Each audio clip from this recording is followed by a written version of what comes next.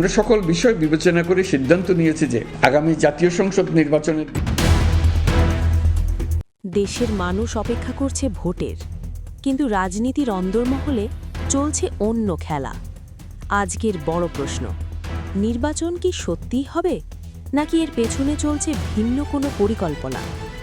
বর্তমান পরিস্থিতিতে রাজনৈতিক মাঠ যেন দুই ভাগে বিভক্ত।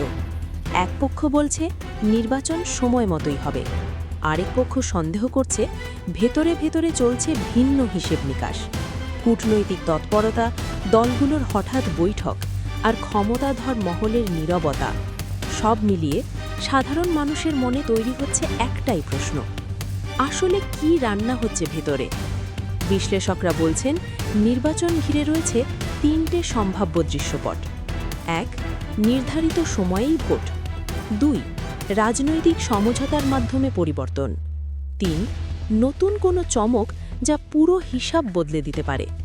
কিন্তু সবচেয়ে ভয়ঙ্কর বিষয় হল এই অনিশ্চয়তা দেশের অর্থনীতি, বিনিয়োগ এবং সাধারণ মানুষের ভবিষ্যৎ পরিকল্পনাকে নড়িয়ে দিচ্ছে। তাহলে প্রশ্ন একটাই, নির্বাচন কি আসলেই আসছে, নাকি ভেতরে চলছে আরও বড় কোনো গেম প্ল্যান? আপনার মতামত কমেন্টে জানান। ভিডিও ভালো লাগলে লাইক দিন আর সাবস্ক্রাইব করতে ভুলবেন না।